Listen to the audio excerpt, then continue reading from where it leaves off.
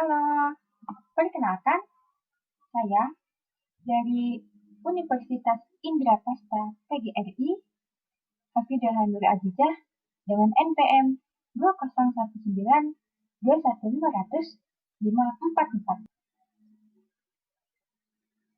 Video ini ditujukan untuk memenuhi tugas dari Pak Irwan Siagian dari mata kuliah Fonologi, jurusan Bahasa Indonesia. Di video ini, saya akan memperkenalkan dan memperjelaskan tentang alofon. Apa itu alofon? Menurut KBBI atau Kamus Besar Bahasa Indonesia, alofon adalah varian fonem berdasarkan posisi di dalam kata. Dalam bidang ilmu linguistik, alofon memiliki arti dalam kelas nomina atau kata benda. Sehingga alofon dapat menyatakan nama dari seseorang, tempat, atau semua benda, dan segala yang dibendakan. Secara umum, alofon adalah variasi fonem yang tidak membedakan arti. Alofon dituliskan di antara dua kurung siku. Kalau P yang lepas, kita tandai dengan P saja. Sedangkan P yang tidak lepas, kita tandai dengan P dan ada tanda petik di atasnya.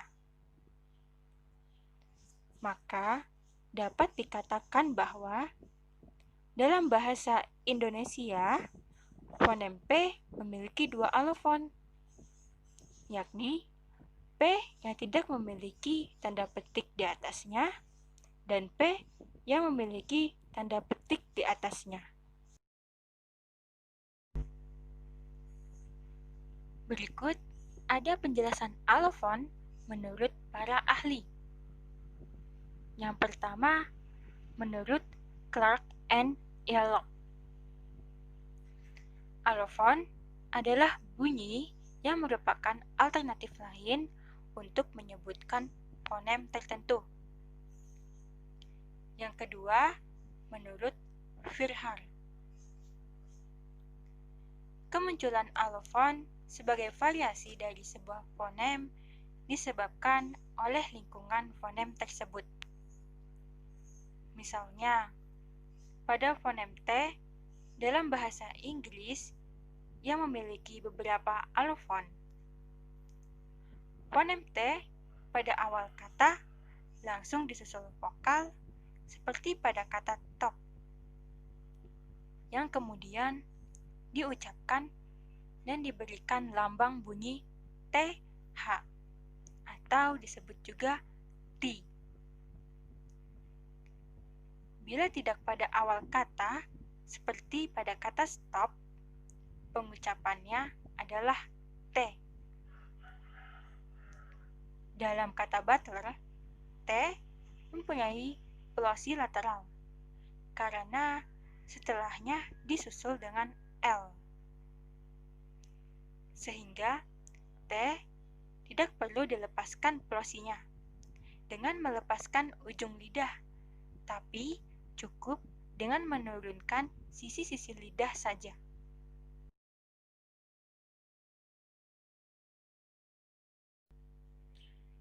Faktor yang mempengaruhi terjadinya alofon. Terdapat 4 faktor yang mempengaruhi terjadinya alofon.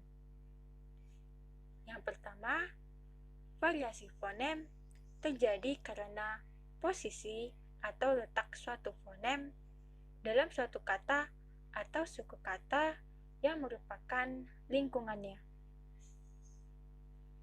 Kedua, variasi fonem disebut juga variasi alofonis, yaitu alofon atau realisasi fonem dalam suatu lingkungan. Ketiga, variasi bebas adalah variasi fonem yang tidak mengubah makna pada suatu lingkungan tertentu. Dan yang keempat, variasi bebas dapat terjadi karena ketidaksengajaan.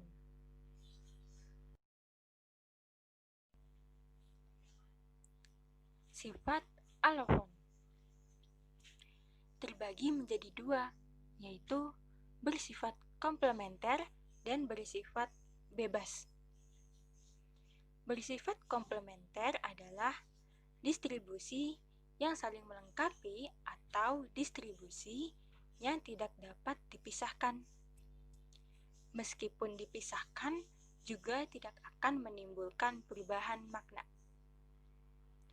Lalu, bersifat pendistribusian bebas adalah alofon-alofon itu dapat digunakan tanpa persyaratan lingkungan bunyi tertentu.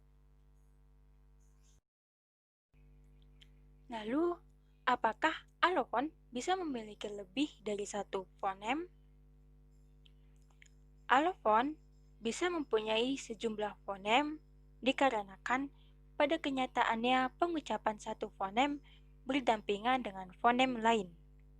Selain itu, alofon bersifat distribusi komplementer atau berdistribusi saling melengkapi, yaitu alofon memiliki posisi khas yang tidak dapat dipertukarkan tanpa menimbulkan kejanggalan.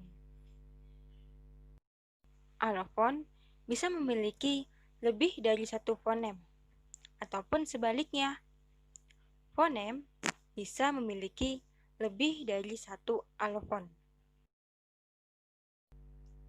Macam-macam alofon. Alofon dibagi menjadi dua, yaitu alofon vokal dan alofon konsonan. Alofon vokal adalah alofon yang fonemnya berada di huruf vokal, seperti huruf A, I, U, E, dan O. Untuk alofon konsonan adalah alofon yang huruf fonemnya berada di huruf selain huruf vokal.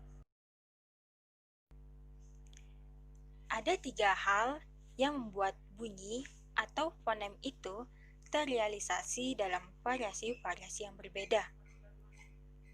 Yang pertama, berdasarkan struktur silabel. Kedua, berdasarkan tekanan pada suku kata. Ketiga, berdasarkan bunyi yang mengikuti. 3 hal ini harus diingat ya, atau dicatat untuk materi selanjutnya. Di video ini, saya akan menjelaskan dan mengambil contoh dari alofon vokal. Fonem A hanya memiliki satu bunyi, yakni A. Untuk suku kata terbuka, alofon A terdapat pada silabel A pada kata aku. Untuk suku kata tertutup, alofon A terdapat pada silabel ban pada kata tambang. Untuk membedakan suku kata terbuka dan suku kata tertutup, bisa dilihat dari koda masing-masing alofon. Di suku kata terbuka, fonem A tidak memiliki koda, sehingga tekanannya tidak berubah dan bunyinya pun tidak ikut berubah. Sementara di suku kata tertutup, fonem A pada silabel ban memiliki koda, sehingga tekanannya pun ikut berubah dan bunyinya pun juga ikut berubah.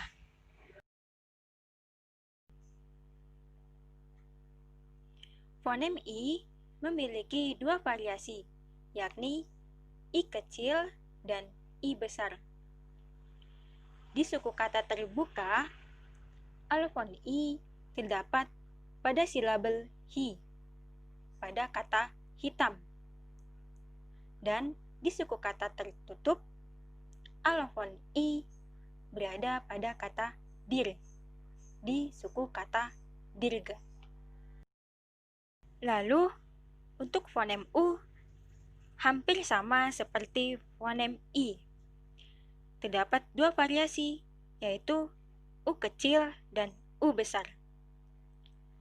Di suku kata terbuka, menggunakan U kecil.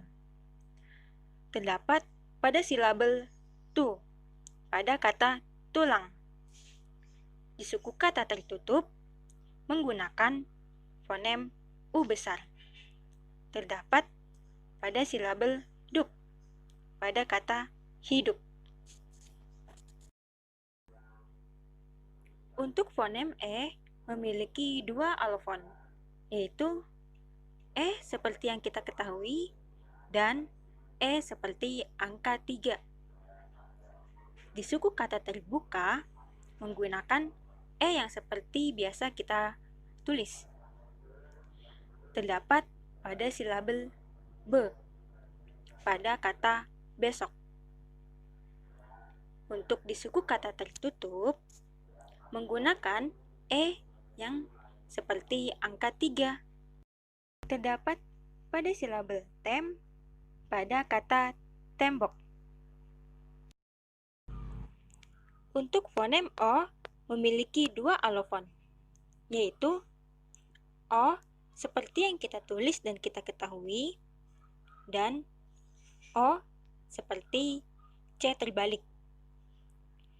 Di suku kata terbuka menggunakan alofon O, yaitu pada silabel O pada kata orak.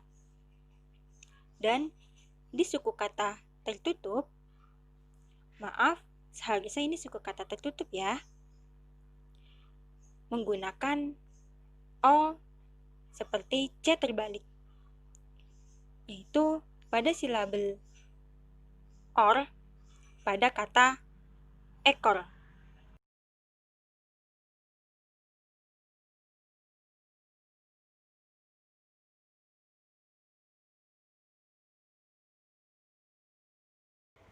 Sekian dari saya. Maaf jika terlalu banyak kesalahan di video ini. Terima kasih.